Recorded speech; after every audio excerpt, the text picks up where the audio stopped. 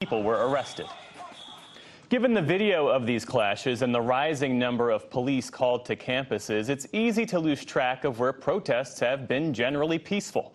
But Wesleyan University in Connecticut has largely had a peaceful encampment so far. There has been some vandalism and significant tensions on campus, but not at the level we've seen at some other schools. Michael S. Roth is the president of Wesleyan University, and he joins us now. Thank you for being with us. So let's start there. Why hasn't Wesleyan seen the level of disruption, certainly not the level of violence that we've seen on other campuses? What accounts for that? How are you approaching this? It makes me nervous to hear you say that because, it just takes a few bozos to turn a peaceful protest into something else.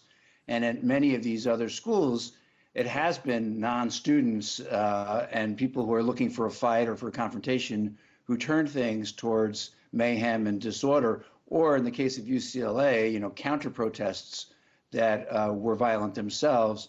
We've been fortunate at Wesleyan that the students who are protesting, who are bearing witness to a disaster in Gaza, want to engage in discussions with their fellow students, with their faculty members, with staff members, sometimes even with me, although they want me to do stuff that I don't agree with. They want the university to divest from companies that do business with Israel. I don't think that's a sensible idea, but I do think having more conversations about what we can do to bring peace to the Middle East makes a lot of sense. And I'm proud the students aren't just worried about their finals. They're worried about a very important issue in world affairs. What's your reaction to what we've seen transpire at UCLA over the last 48 hours and at Columbia University with the NYPD clearing a campus building?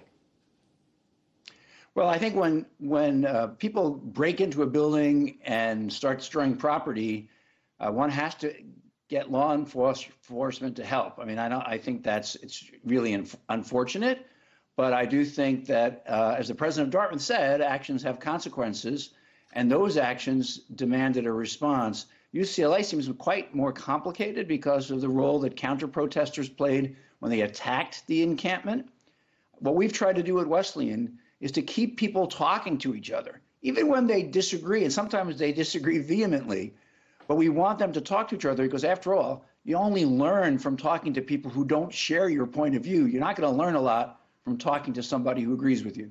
Well, tell me more about that. How do you balance freedom of expression with student safety in a situation like this?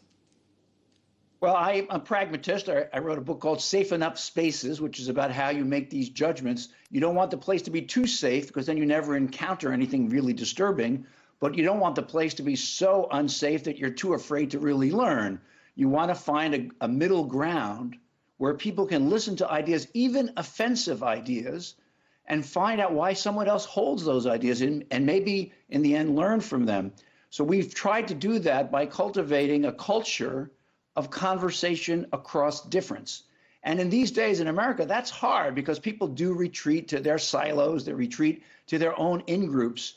But our faculty and our staff and our students have worked very hard to keep lines of communication open because students at Wesleyan, they don't stay in their own lane. They're likely to be people in athletics who do theater, who do science, and they talk to each other. And I think that habit of talking across difference makes it easier to prevent the outgrowth of violence. What do you make of this argument that we've heard from professors in some cases that institutions of higher learning are not so tolerant of demonstrations these days, and that universities are so afraid of the political blowback from lawmakers that they're being overly aggressive in how they're responding to all of this? I think each case is a little different. As you pointed out, when we looked at the video just now, I mean, there are a lot of campuses that are where there's peace. They don't make it onto the news. It's not as exciting to watch a peaceful demonstration. But I do think in some cases, the pressure by lawmakers to do something and to show that they're doing something, or in some cases, perhaps donors to show that you're tough, this is counterproductive. We don't need to show we're tough. We need to show that we're educational. And Congress is not the institution to give lessons on how to talk across difference or how to be educational. Professors and presidents have to have the courage to stand up to politicians and donors who want to force us to do things that are counter-educational. We need to create safe enough spaces, peaceful campuses where people can agree and disagree across lots of differences.